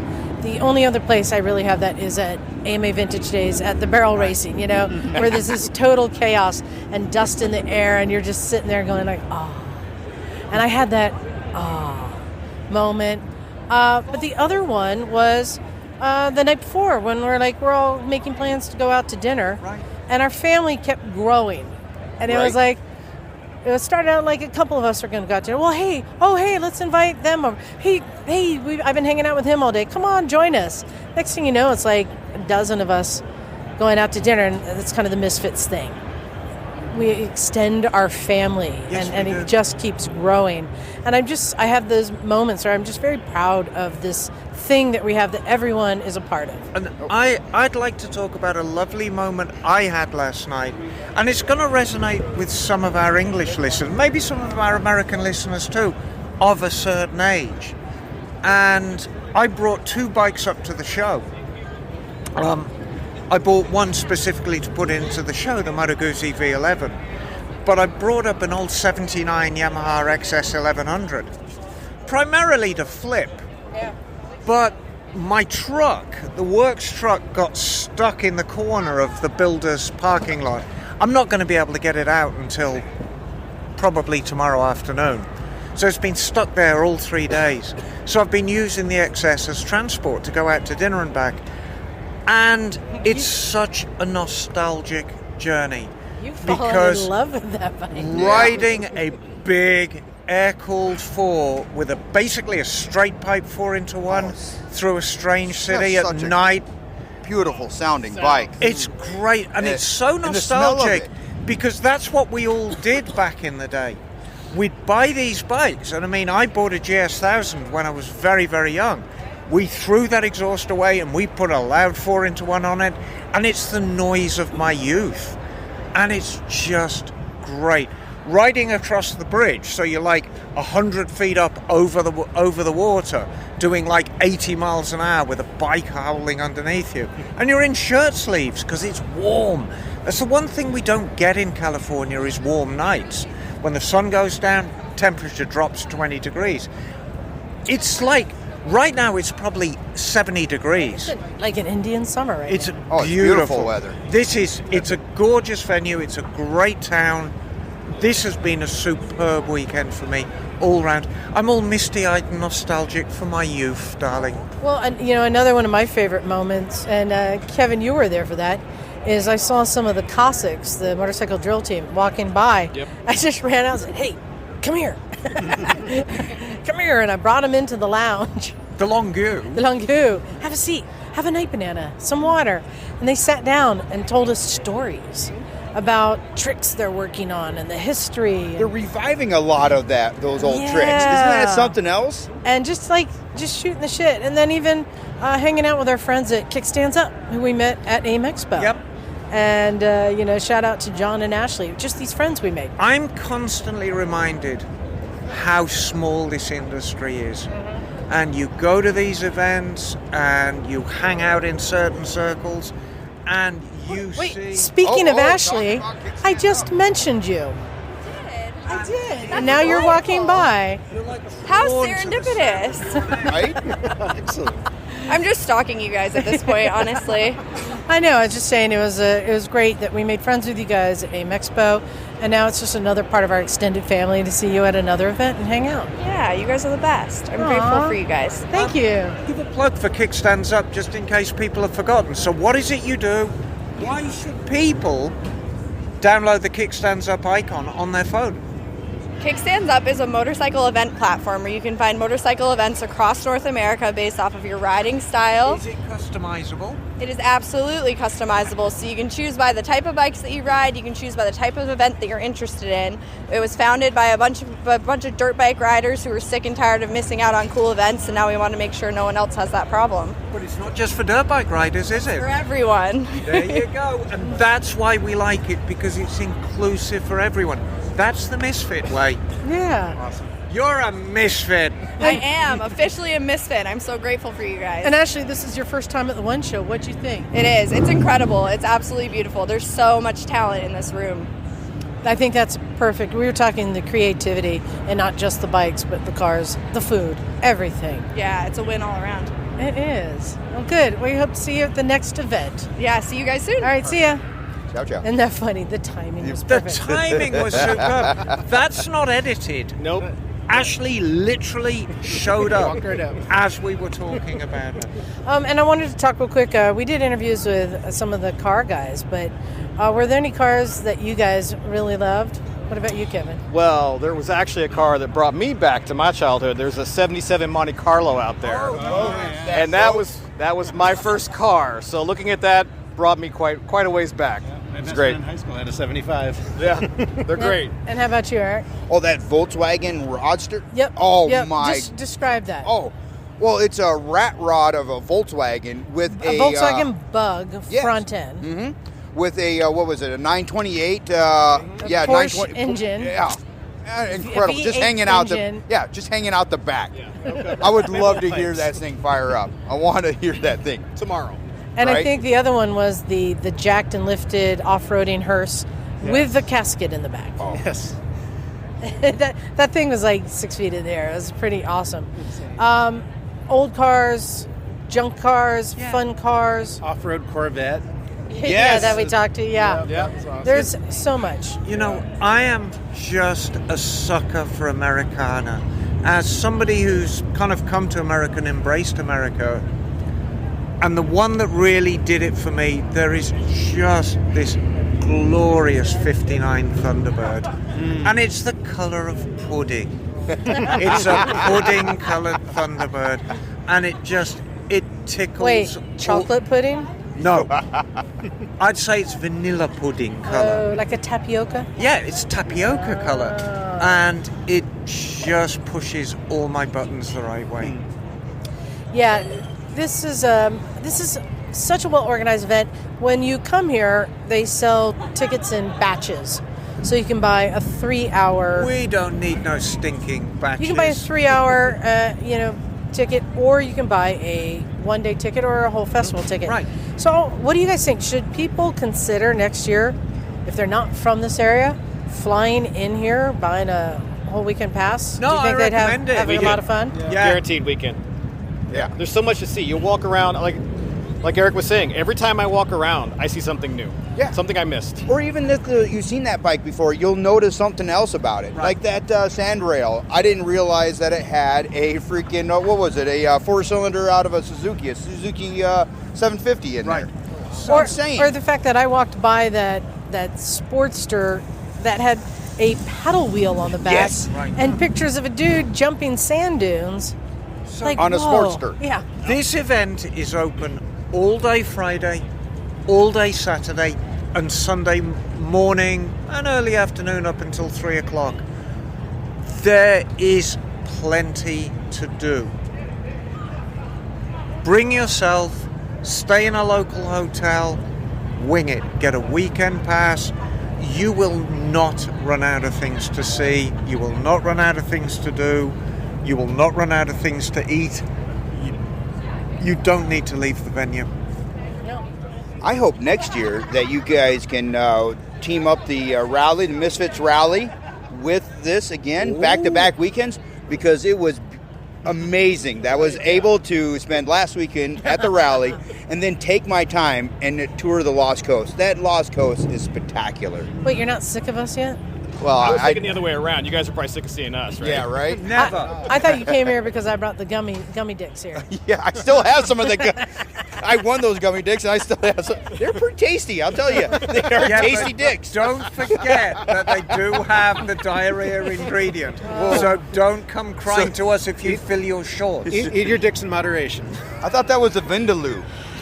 Well, Vindaloo is Indian for windy poo, which is what you get after eating one. Okay, I think on that note, I just want to give a big thanks to all the people who put on this event.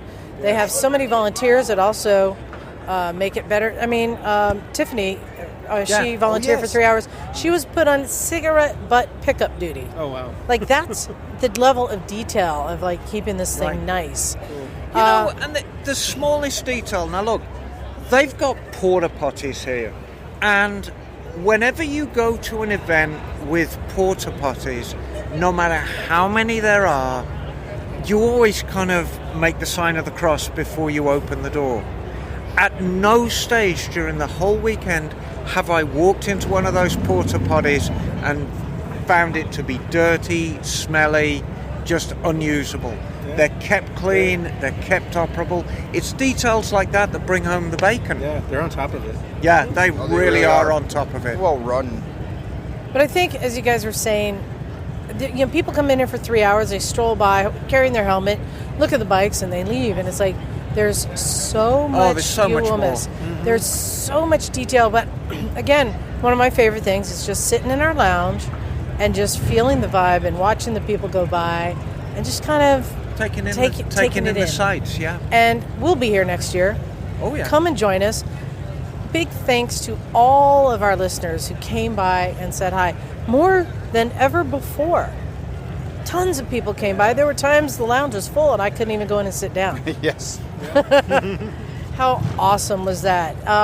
We had dogs there. There were babies there. It was what a great weekend. Yeah. So big thanks to everyone who came by. Big thanks to the organizers here. And big thanks to all of our listeners. This is why we're doing it for you, to help share these stories, and especially our Patreon subscribers for giving me the money to buy a plane ticket to come up here. There you go. But this is how we get the content to you, dear listener. Yeah. Exactly.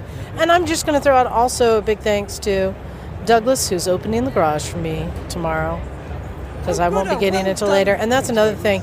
We talk about this extended family of misfits. There's always someone else who will step in to cover something, cover the garage or do something. What a great time. So I think on that note, we're almost ready to get out of here. But first, go to motorcyclesandmisfits.com. You'll find the link to everything there. And you can go and order your new shirts I've been shipping out to our Patreon subscribers. Whatever is left over is going to be for sale. So if your size is still available, it is for sale. Right. The new shirts are pretty Put cool. in your order. Now, we're going to do the sign out. Kevin, you're going to have to figure out how this works. Okay. All right, we're going to do this on the fly. All right. Thank you, everybody. It's time to get out of here. This is Liza. This is Eric. Emma Darling. Bagel. And Kevin. And We are out of here. Cool.